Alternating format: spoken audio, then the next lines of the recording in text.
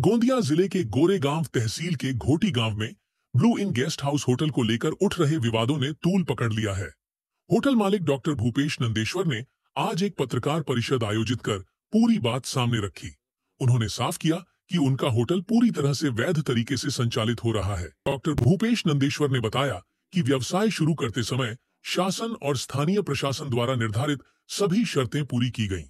उनके पास joint labour commissioner का रजिस्ट्रेशन प्रमाण पत्र, उद्योग registration, food licence, FSSAI, OYO central office Gurgaon से मंजूरी सहित ग्राम पंचायत नाहरकत प्रमाण पत्र भी मौजूद है। मागील 1 ते 1.5 वर्षापासून माझा हा हॉटेलिंगचा बिझनेस सुरू आहे, ज्याच्यामध्ये राहण्याची आणि खाण्याची सोय आपण केलेली आहे। तर आपण हा हॉटेल सुरू करत असताना आपण जे रिक्वायरमेंट सर्टिफिकेट्स असतात गव्हर्नमेंटच्या, त्या सगळ्या सर्टिफिकेट केल्या आणि जे हेतू ग्रामपंचायतजवळ जेव्हा गावामध्ये आपला हॉटेल आहे त्या संदर्भामध्ये आपण ग्रामपंचायतमध्ये पत्र दिलेला होता।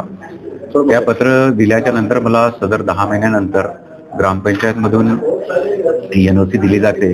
ठराव त्याच्यामध्ये ग्रामपंचायतचा शिक्का, सचिव, सरपंच यांचा शिक्का आणि जिथले जे सरपंच आणि काही सदस्यगण यांचा असा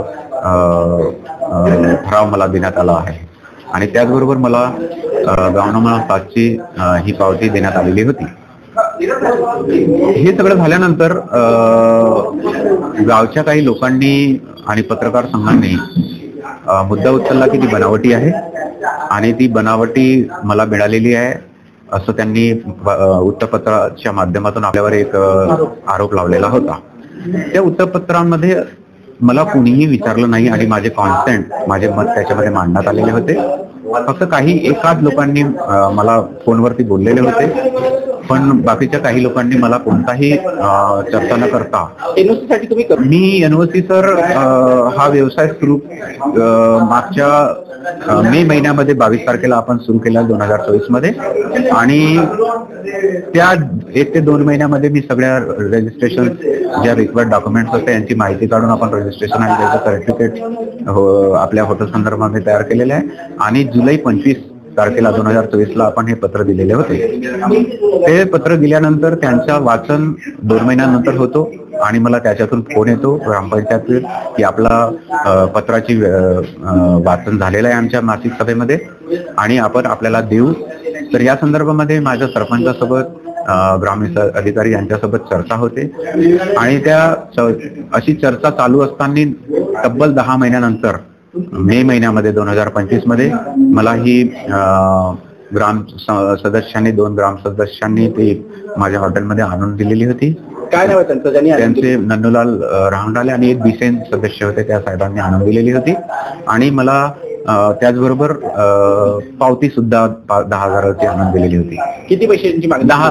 त्यांनी मला सांगितले सर की बऱ्याच साऱ्या लोकांना आपण NOC दिलेली आहे, कारण की मला हे NOC ला पैसे द्यावा लागतो याची माहिती नव्हती।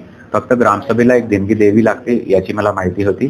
तर त्यांनी सर असं सांगितलं की आपण बऱ्याच साऱ्या लोकांना पेट्रोल पंपवाल्यांना किंवा कोंबडी पालनवाल्यांना, पोल्ट्री फार्मवाल्यांना आपण दिलेले, त्यांच्याकडून 1 ते 1.5 लाख रुपये घेतले। तर मी म्हटलं सर मी माझा सगळ्या सर्टिफिकेट्स माझ्याकडे आहे, मी एवढे पैसे देऊ शकणार नाही।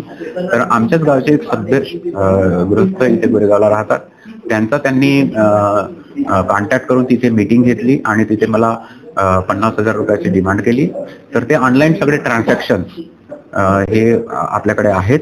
पैसे कशा स्वरूपात दिले? आपण 25,000 त्यांना आज मला द्या आणि त्यांना मी ट्रान्झॅक्शन केलेलं होतं त्यांचा काही हस्तक्षेप नव्हता, फक्त त्यांनी तिथे त्यांच्या घरी बसण्यात आलेले होते।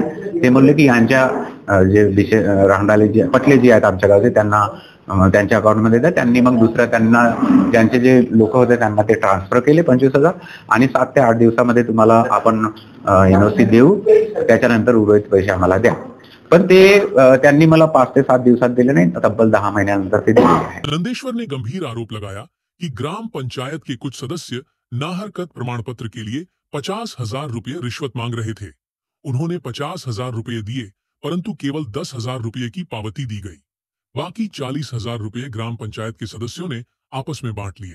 नंदेश्वर ने यह भी स्पष्ट किया कि ग्राम सभा में किसी निजी व्यवसाय को बंद करने का निर्णय करना अवैध है। ग्राम पंचायत अधिनियम के अनुसार यह केवल सार्वजनिक हित से जुड़ी योजनाओं और विकास कार्यों के लिए निर्णय ले सकती है। अब यह मामला न्यायालय में पहुंच चुका है। डॉक्टर भूपेश नंदेश्वर ने दोषियों के खिलाफ सख्त कार्रवाई की मांग की है।